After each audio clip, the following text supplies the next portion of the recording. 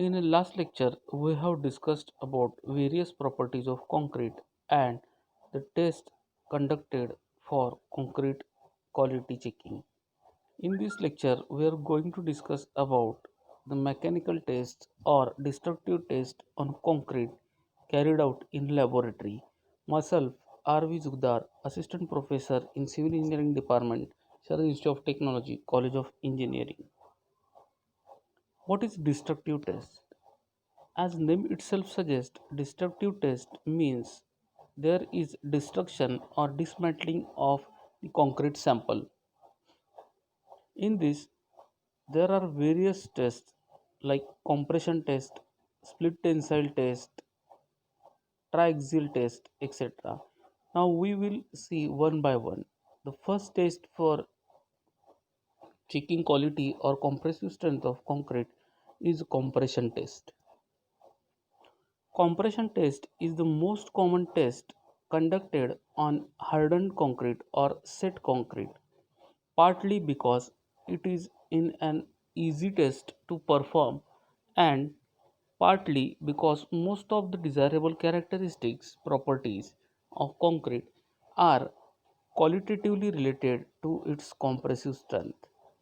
The compression test is carried out on specimen cubical or cylindrical in shape. Prism is also sometimes used, but it is not common in our country. The cube specimen is of size 15 centimeter by 15 centimeter by 15 centimeter or 10 centimeter by 10 centimeter by 10 centimeter.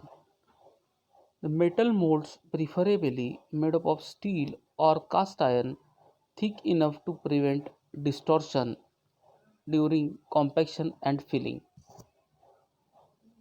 This shows the graph of compressive load against plastic deformation. The graph shows the elastic limit of the concrete. Since concrete is good in compression and bad in tension, this graph is not like a steel. The failure patterns of cube and cylinder after compression testing on compression testing machine or universal testing machine. There is failure of type 2 pyramid failure, which is ideal one. Failure of compression specimen. Due to compression loads, the cube or cylinder undergoes lateral expansion owing to the Poisson's ratio effect, with friction acting, that is under normal condition of test. The element within the specimen is subjected to shearing stress as well as compression stresses in it. The second most commonly conducted test is split tensile strength. Tensile strength. Tensile strength is one of the basic and important properties of concrete. Since concrete is not good in tension, even then we have to carry out the split tensile test over it. A knowledge of its value is required for the design of concrete structural elements. Its value is also used in design of prestressed concrete structures, liquid retaining structures, roadways, and runway slabs. Direct tensile strength of concrete is difficult to determine. Resource is often taken to the determination of flexural strength or the splitting tensile strength and computing the direct tensile strength of concrete. What is split tensile strength test? A method of determining the tensile strength of concrete using a cylinder which splits across the vertical diameter. It is an indicator or indirect method of testing tensile strength of concrete. Why we are going for split tensile test? Since we know concrete is not good in tensile stresses and good for compression only, it is necessary to study the split tensile behavior of concrete because it is necessary for pre-stressed concrete used for bridges, retaining walls where there is tensile loads due to retaining of water or any fluid.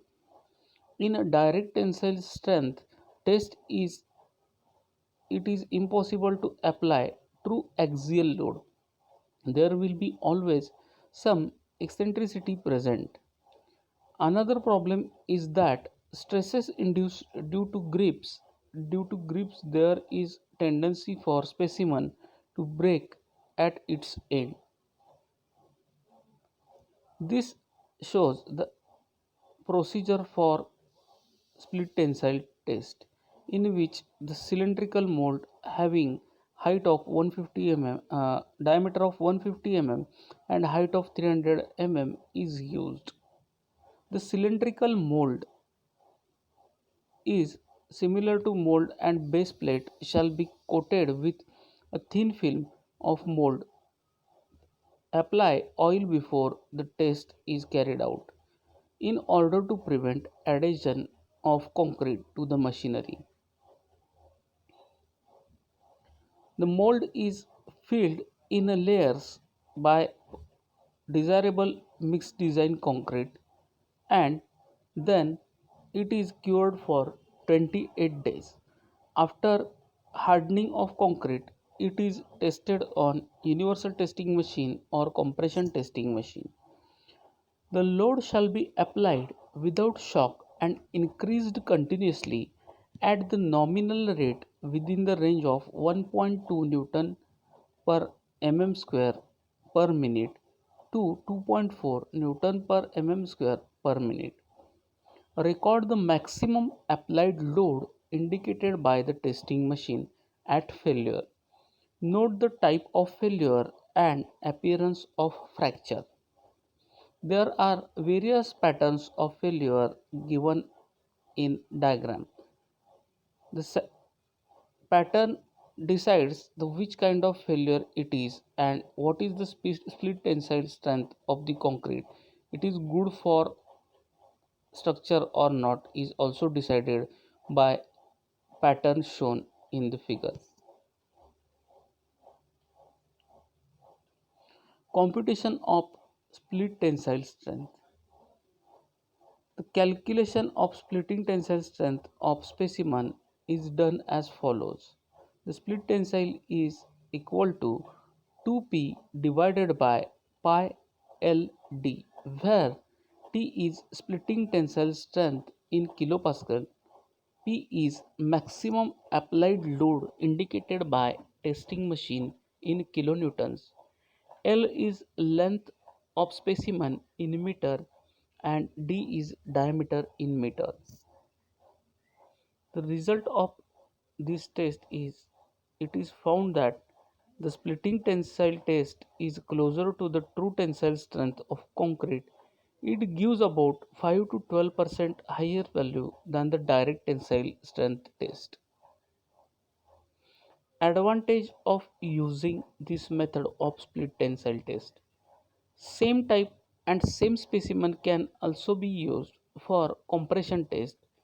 It is simple to perform and it gives uniform result rather than other tension test takes like a ring tension test and double punch test. The third important test for concrete is flexural strength. Flexure is the state of being flexed, that is being bent. Flexural strength it is also known as modulus of rupture, bent strength or fracture strength. A mechanical parameter for brittle material is defined as material's ability to resist deformation under load. The flexural strength represents the highest stress experienced within the material, its moment of rupture. When an object formed of a single material like wooden beam and steel rod is bent, it experiences a range of stresses across its depth.